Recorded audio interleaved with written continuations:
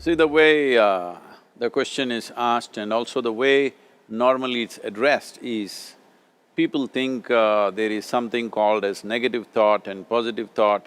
They want to remove the negative thoughts and have only positive thoughts. For such people, I would ask them to just experiment for 10-15 seconds.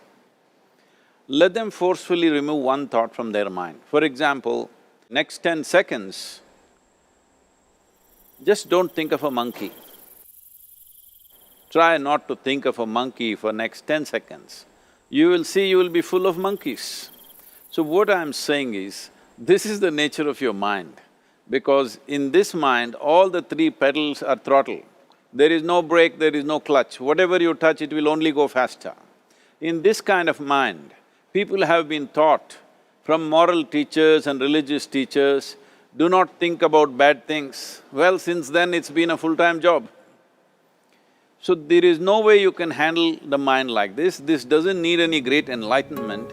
If you spend 2 minutes with your eyes closed, you will realize you cannot do anything forcefully with this mind. So, I want to remove negative thoughts.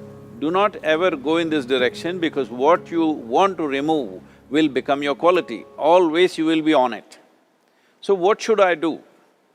The thing is this, without understanding the fundamental mechanism of this mind, because our mind, human mind, is the most sophisticated computer on the planet. Even all the supercomputers have come out of this. When this is the case, is it not important that we understand the mechanics of how it functions? One simplistic aspect of how it functions is, there are no subtractions and divisions in our mind. There is only addition and multiplication. If you try to do something with it, it will say one more. If you try hard, it will multiply into many more. In this mind, you don't try to identify what is positive, what is negative and try to remove it. First of all, one needs to understand, this mind of yours, this body of yours is supposed to serve you. The life that you are is important. Body and mind are vehicles that must serve us.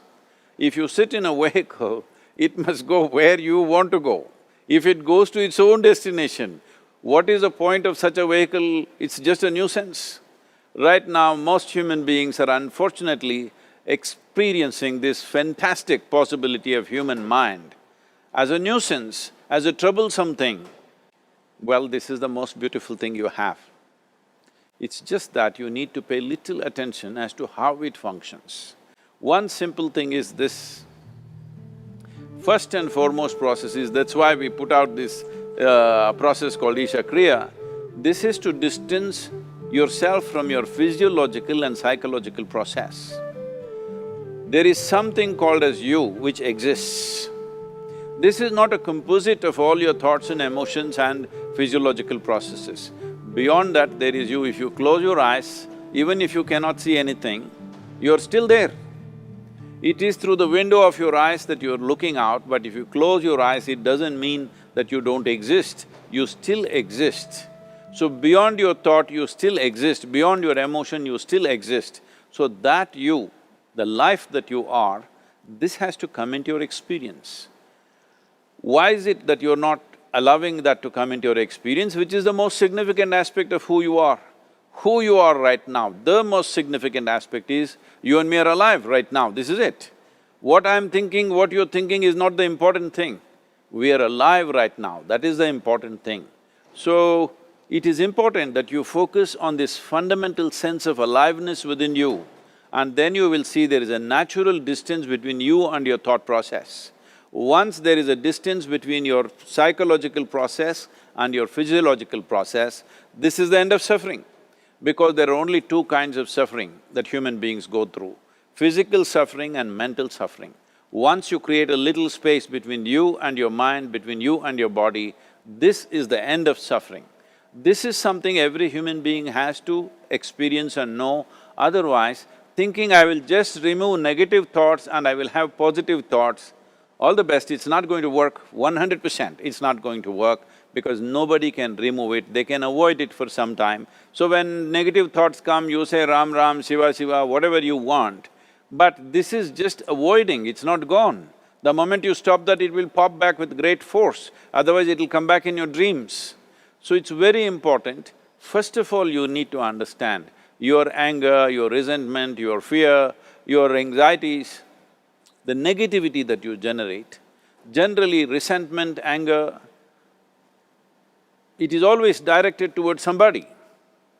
But we need to understand this is poisons that we are drinking and expecting somebody else to die.